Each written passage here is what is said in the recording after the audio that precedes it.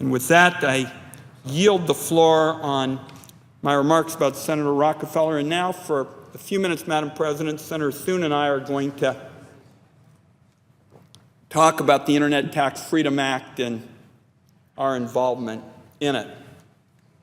The story about the Internet Tax Freedom Act, Madam President, really starts in the 1990s.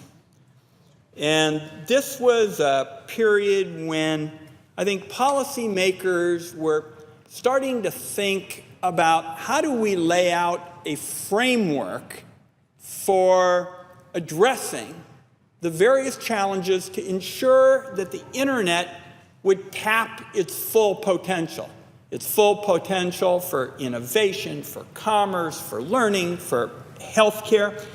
And I want to make it clear, Madam President, we weren't talking about inventing the Internet. What we were talking about was laying out a set of policies to ensure that it would be possible for our country and for persons all around the world to tap the full potential of the net.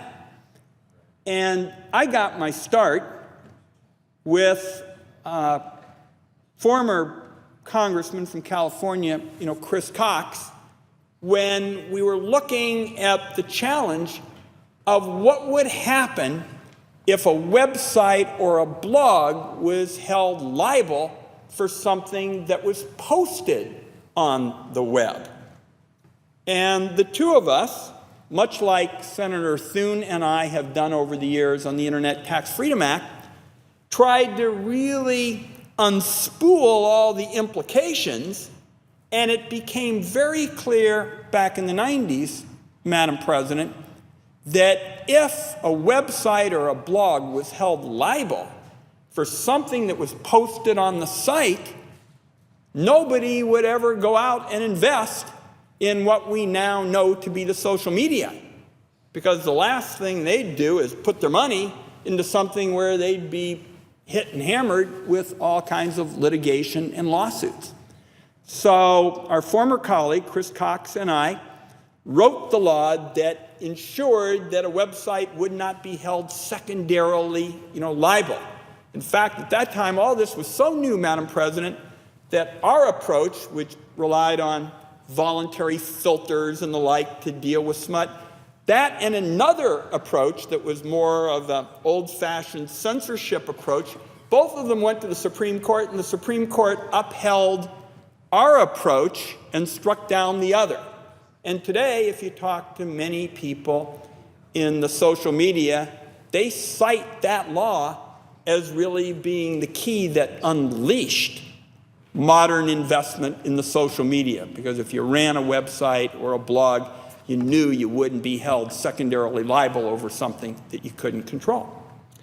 So I think it's fair to say that Congressman Cox and I guess we're kind of intoxicated about the fact that we had written this law, had been upheld by the Supreme Court, and we thought about what ought to go next in terms of trying to lay out a framework, as I've indicated, to tap the full potential of the net.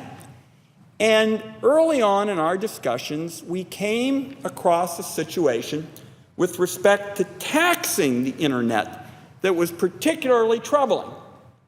And what we found was that if someone bought a subscription to a newspaper and they bought the online edition, they got hit with a big tax.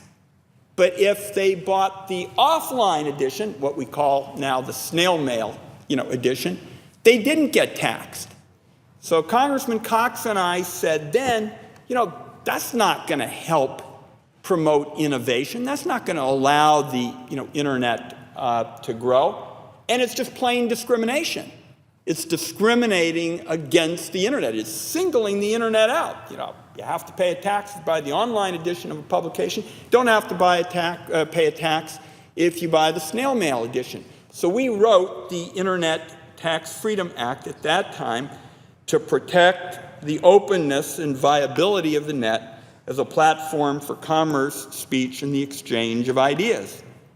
And as both Senator Thune and I have seen over our years of working together on this, this has become important to the millions of American citizens and businesses who depend on the net. And I think it would be fair to say, Madam President, Senator Thune and I have discussed this, it's likely that the internet would be subject to the same level of punitive taxation that is currently inflicted on wireless services without the legislation that we wrote. Without the Internet Tax Freedom Act, access to information in America would no longer be tax-free. Access to online communication would no longer be tax-free. Access to the global marketplace, so crucial to America's economic future, would no longer be tax-free. And the cost to consumers could be hundreds of dollars a year per household, which certainly is a burden to many working-class families who right now are walking on an economic tightrope, trying to balance the food against the fuel and the fuel against the college costs and all the challenges we know for working-class families in Wisconsin and Oregon and across the country.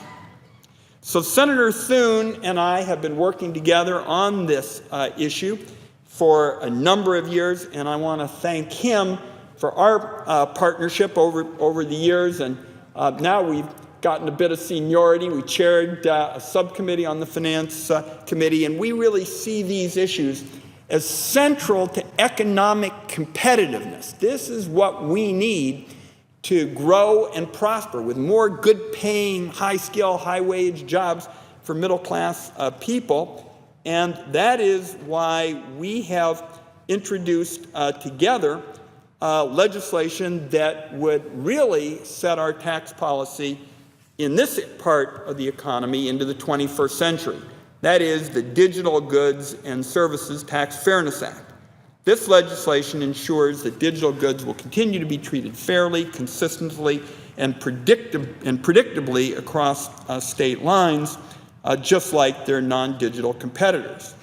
And because the Internet Tax Freedom Act has been temporary, Senator Thune and I authored new legislation to make the net tax-free permanently. And our bill is co-sponsored by more than half of our Senate colleagues. Most importantly, and this is why I think we're on the ascent in terms of support for our cause, the House passed a permanent bill in July, putting the ball in the chamber's court here. This body could take up and pass our permanent legislation, the permanent legislation that Senator Thune and I have authored, on a permanent basis if it chose to do so. But because the Congress has become too reliant, and we have certainly seen this in a number of areas, on stop-and-go government, it was necessary to once again pass a year-long extension as part of a larger bill. The extension, in my view, is certainly a positive step, but in my view, it is clearly time. In fact, it is long overdue, Madam President, to enact a permanent law to guarantee the certainty and predictability to all who are seeking to innovate online, to the people in a garage, whether it's Wisconsin or Oregon or anywhere else, to have some sense of what the ground rules are going to be.